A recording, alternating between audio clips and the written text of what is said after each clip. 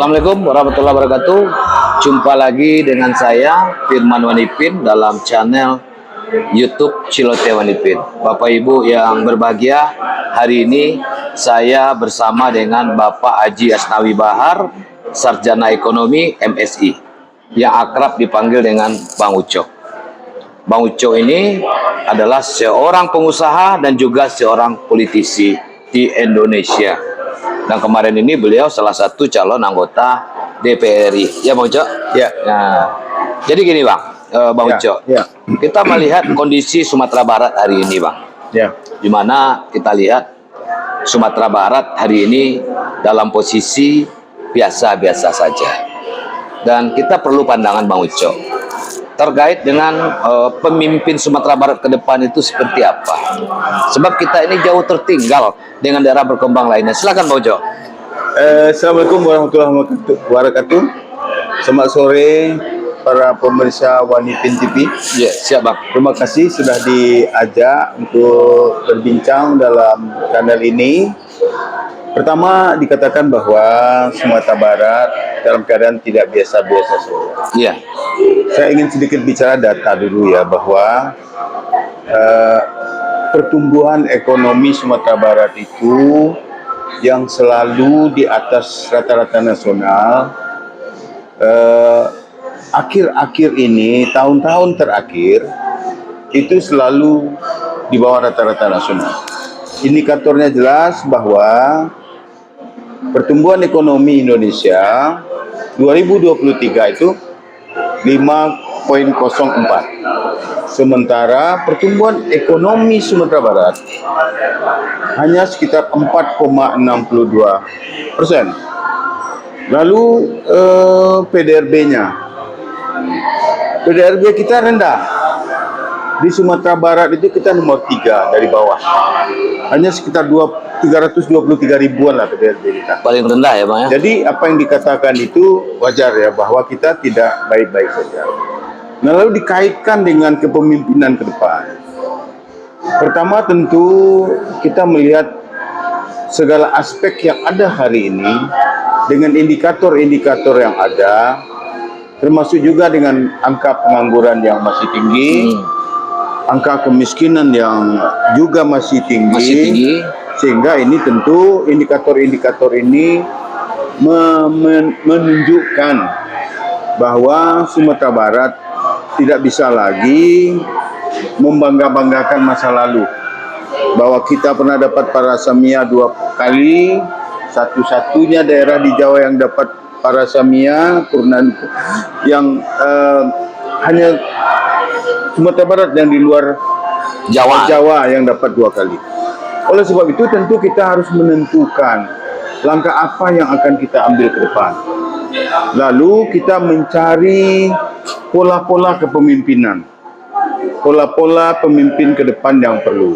Di tengah riuh rendahnya suasana hari ini di Sumatera Barat.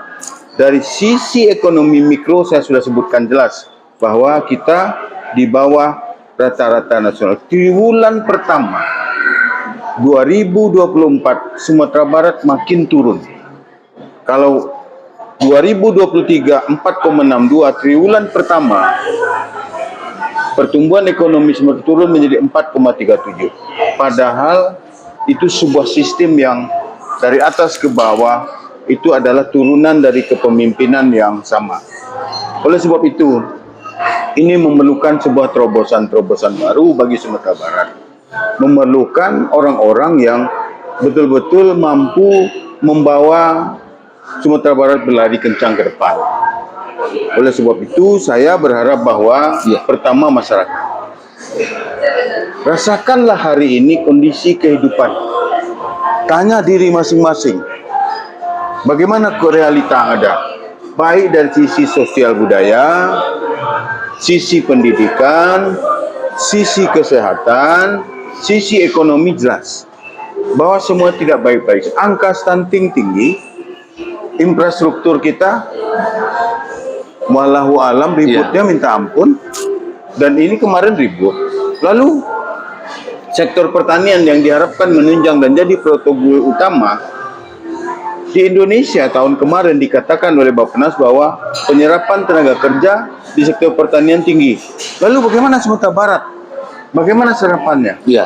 Ini perlu kita pertanyakan. Sementara anggaran yang dianggarkan untuk Progul pertanian ini yang nomor 1 10% dari APBD, sehingga angkanya jumlahnya besar. Lalu yang berikutnya adalah bagaimana pendidikan. Rata-rata orang Sumatera Barat itu kelasnya SMP 58%. Pendidikan tinggi itu hanya 12%. Kesehatan, indikatornya jelas, stunting itu tinggi. Tinggi. Kemarin diare. Dan oleh sebab itu maka ini memerlukan pemikiran kita bersama masyarakat. Mau dibawa kemana dan siapa figurnya. Iya. Oleh sebab itu maka sekarang ada 3. Ya, 3 ya. Bahwa sudah muncul nama 3. Ada Pak Ganefri, ada Pak Mayeldi, ada Pak EPRD. Nah sekarang Sumatera Barat membutuhkan kepemimpinan yang seperti apa? Nama Fauzi Bahar juga ada kabarnya. Nah kalau tambah lagi Pak Fauzi Bahar, 4. berarti 4. Nah ini menurut saya adalah putra-putra terbaik ya. Kita tidak bisa mengatakan mereka tidak benar, tapi dari contoh kasus yang ada, dari track record yang ada, masyarakat lihatlah mana yang diperlukan oleh Sumatera Barat. Dikaitkan dengan pertumbuhan ekonomi, dikaitkan dengan potensi Sumatera Barat, maka pertama pertanian yang akan mendukung sektor yang lain, lalu pariwisata. Iya. Yang lain tidak ada. Kalaupun ada, ya kecil lah. Oleh sebab itu maka dikombinasikan antara pariwisata dan pertanian. Nah maka ke depan harus pariwisata yang dikedepankan. Iya. Sektor pertanian mendukung pariwisata. Apa sebab? Yang mendukung pariwisata itu adalah pertanian. Apa sebab? Karena saling keterkaitan yang tinggi ketika misalnya nih pariwisata berkembang, produk-produk pertanian akan diserap oleh pariwisata. Iya, betul tuh Bang. Oleh sebab itu maka kita bicara tentang kepemimpinan ke depan. Saya jujur saja, 3 periode sudah dipimpin oleh kawan-kawan dari 2 periode Pak Iwan PKS dan Pak Mayeldi 1 periode. Berikutnya ada Pak Ganefri yang rektor UNP, yang dekat dengan nasional, dengan pusat, karena sebagai ketua NU. Ada juga Pak EPSD yang juga dekat dengan pusat. Nah sekarang mana yang terbaik untuk Sumatera Barat? Indikatornya jelas. Iya. Oleh sebab itu maka kita harus menjelaskan ke masyarakat luas, jangan lagi terlena oleh pencitraan-pencitraan. Lihat realita hari ini. LGBT indikatornya ada isu bahwa ada 18.000 pasang Di Sumatera Barat. LGBT. Waduh. Narkoba kalau dulu adalah daerah perlintasan narkoba, sekarang udah tujuan. Jadi pusat. Jadi pusat. Sehingga dengan demikian ini keadaan sudah tidak main-main lagi. Kemarin misalnya, Iya. Anda perjudian orang tua Iya. yang digerebek oleh polisi, mengindikasikan kepada kita bahwa moral kita sudah menurun begitu tajam. Padahal negeri ini adalah negeri dipenuhi oleh para buya-buya dan dipimpin oleh seorang buya. Masyarakat harus tahu itu. Dekadensi moral ya. Dekadensi moral. Saya sudah bicara berapa kali tentang dekadensi moral ini. Dan masyarakat harus tahu itu, jangan terlena. Yang lain pun juga silahkan disorot. Iya. Mana yang terbaik di antara yang ada ini? Pak Fauzi Bahar kah? EPSD kah? Atau Pak Ganefri kah? Silahkan. Tetapi yang jelas bahwa realita hari ini Sumatera Barat membutuhkan orang-orang yang betul-betul mampu menjawab tantangan ini. Jangan lagi terlena. Jangan lagi kita terbawa arus. Lihatlah realita hari ini bahwa Sumatera Barat membutuhkan orang yang tepat dengan landscape perekonomian, landscape budaya hari ini yang bertumbuh kembang seperti ini. Iya. Oleh sebab itu ke depan, tugas kita bersama untuk mendorong agar pemimpin ke depan itu harus orang-orang yang betul, tepat sasaran, penuh pemahaman terhadap Sumatera Barat dan penuh pengertian terhadap sosial budaya Sumatera Barat. Kenapa saya katakan demikian? Bahwa branding Pak Mayeldi adalah buya. Dan dia harus mencerminkan sifat seorang ulama. Nah, Ya. seorang ulama seharusnya mampu menjawab tantangan-tantangan ini, LGBT, narkoba, Ya.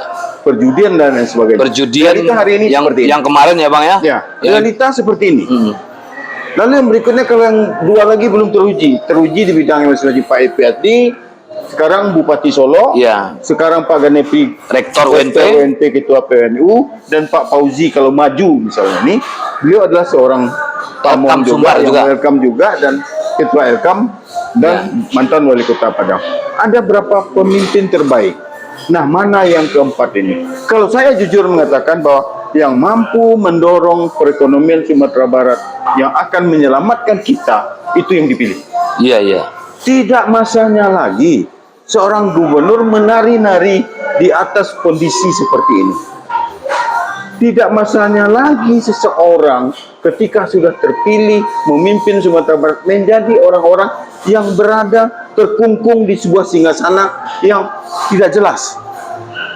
Terkungkung oleh sebuah sistem yang mengikat dia, tidak bisa berbuat apa-apa. Iya, iya. Harus bebas dari itu. Oleh sebab itu, One Pin, kawan-kawan semua, penonton semua, mari kita pilih pemimpin yang pantas dan mampu menjawab kebutuhan kita. Bukan kebutuhan dia, bukan kebutuhan kelompoknya, tetapi bagaimana dia mampu menjawab kondisi realita hari untuk rakyat Sumatera Barat. Iya. Untuk media, untuk birokrasi, untuk pengusaha, untuk petani, bagaimana mendapatkan bibit yang baik, pupuk yang baik, pemasaran produksi yang baik, salurannya yang baik, infrastruktur yang baik, semuanya harus baik. Kalaupun tidak memenuhi persyaratan terbaik, tapi baik. Bagaimana membuat anggaran yang setiap tahun seimbang, sehingga pembangunan terjaga dengan baik. Iya. Keberlanjutan pembangunan dari tahun ke tahun itu tidak menumpuk. Seperti hari ini, jalan rusak di seluruh provinsi, dalam Iya. provinsi. Karena tidak berlanjut, tidak dimulai dari tahun pertama pembangunan jalan ini. Programnya tidak terencana dengan baik. Petani menjerit. Petani menjerit, membawa hasil pertanian jalan buruk. Iya. Oleh sebab itu, maka kita juga tidak ingin mengatakan semuanya buruk. Ada yang baik, misalnya politik tenang, kompak dengan Wagub. Iya. Tidak cukup itu saja. Harus dijawab kekompakan itu memberikan manfaat bagi rakyat, Betul. memberikan hasil yang baik bagi petani. Tidak ada keluhan-keluhan terhadap jalan buruk, jalan begini, segala macam. Nah, oleh sebab itu Wanipin, tepat saatnya Wanipin mencari tokoh-tokoh untuk berbicara seperti ini. Iya, Bang. Saya jujur saja mengatakan dari keempat tokoh ini, kita memerlukan yang mampu menjawab tantangan ini. Yang ada saat Yang ini. mampu mengambil kebijakan yang cepat, dekat dengan pusat, tidak jauh dari pemerintahan, harus mampu mempergunakan network yang ada, menggunakan seluruh perantau-perantau Minang, tokoh-tokoh Minang, menyatukan mereka membangun Sumatera Barat. Tidak masanya lagi, tidak bisa kita bekerja dengan kelompok kita. Iya. Karena kelompok kita jaringannya jelas, apalagi kalau PKS, mohon maaf, Iya. kita sebut partainya. Di luar pemerintahan. Berarti Bang Uco, kata kuncinya adalah ganti gubernur 2024. Nah, Seperti itu ya. kalau menurut Dari analisa. Ya. analisa yang ada ini, kalau menurut saya, Sumbar memerlukan pemimpin yang segar. Iya. Pemimpin baru yang mulai dari awal memahami Sumatera Barat dan berlari kencang untuk mengejar Iya. ketertinggalan itu. Masa depan kita tergantung kepemimpinan. Tergantung bagaimana dia mengambil kebijakan, bagaimana dia membuat kebijakan-kebijakan terhadap masyarakat, bagaimana dia membuat kebijakan terhadap birokrasi, bagaimana memilih birokrasi, bagaimana memilih orang-orang yang jadi staf ahli pendapat dan sebagainya. Oleh sebab itu, maka saya berharap masyarakat lebih cerdas, diajar cerdas, agar terpilih pemimpin baru yang betul-betul memberi manfaat ganda kepada mereka. Iya. Biaya pendidikan murah, fasilitas tersedia, kesehatan baik, angka stunting menurun, angka kemiskinan berkurang, angka pengangguran berkurang, Dunia usaha dunia berjalan, usaha berkembang, sehingga dengan demikian juga investasi akan datang. Ya. Nah, investasi dari angka yang dari pertama Pak Gubernur yang lama sampai sekarang, lihatlah mana investasinya. Akan. Kita pergi Jadi ke luar negeri. investasinya belum ada yang terwujud ya Bang ya? Akan baru ya? Akan. Akan. Ada satu-satu sekarang yang maju paling banyak itu investasi restoran. Iya, iya. Ya kan? Kafe-kafe. Kafe. Ya kan, ada lah desa wisata, ada glamping-glamping. Itu di pariwisata. Dan itu sektornya adalah sektor-sektor yang menumbuh kembangkan pariwisata. Hari ini tulang punggung perekonomian Sumatera Barat diandalkan oleh pariwisata. Namun, saya katakan kepada kita semua bahwa pariwisata itu harus berkualitas.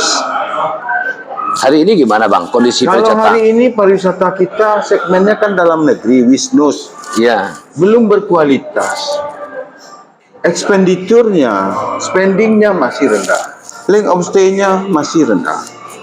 Oleh sebab itu maka ini harus dipersiapkan betul-betul ke depan oleh orang-orang yang ditunjuk oleh gubernur untuk membangun pariwisata yang berkualitas, untuk membangun sistem yang lebih baik sehingga kerjasama stakeholder mendukung pemerintah akan menghasilkan pariwisata yang berkualitas tinggi dan menghasilkan pendapatan yang tinggi baik pengusaha atau pemerintah.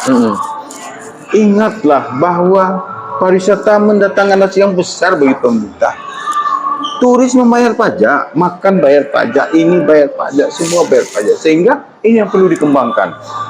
Maka saya ingin bicara terang di sini bahwa Sumatera Barat memerlukan kepemimpinan yang segar, fresh, punya daya juang, punya semangat, tidak dimiliki oleh kaum tertentu, kelompok tertentu. Harus bagaimana dia mampu mengambil kebijakan tanpa diatur oleh orang-orang lain, tanpa diatur oleh dewan-dewan apalah namanya gitu. Dia harus adalah orang harus independen, mampu berbuat dan memutuskan apa yang harus dilakukan dengan birokrat-birokrat yang lain bekerjasama sehingga pemanfaatan APBD sumber yang hanya sekitar lebih kurang 8 triliun lebih itu bisa bermanfaat. Ingat ya bahwa APBD yang 8, sekian triliun itu kan sekian untuk gaji PNS, itu ASN. investasi belanja modal itu tidak berapa. Sehingga ini perlu betul-betul pertama kemampuan menjemput ke pusat agar membawa banyak proyek-proyek ke daerah, menjemput dana-dana besar untuk membangun bagaimana semua infrastruktur bisa dijalankan, dibangun dengan dana-dana dari pemerintah. Maka Wan Pin juga perlu bersuara. Iya, Bang Uco. Kawan-kawan media juga perlu bersuara mengatakan bahwa mau terus tenggelam seperti ini atau mau berubah. Iya. Silakan jawab. Baik, Bapak Ibu, para pemirsa Cilotewan Ipin, itulah tadi bincang-bincang kita dengan Bang Uco alias Bang Asnawi Bahar, nama lengkap beliau. Kalau saya manggilnya Bang Uco. Yang sangat luar biasa di sore hari yang cerah ini. Kata kuncinya adalah Gubernur Sumatera Barat ke depan haruslah betul-betul yang bisa menjawab tantangan saat ini. Karena Kota Padang, Sumatera Barat sebagai ibu kota tidak dalam kondisi baik-baik saja. Burung Rian Cendrawasih, cukup sekian. Terima kasih. Assalamualaikum warahmatullahi wabarakatuh.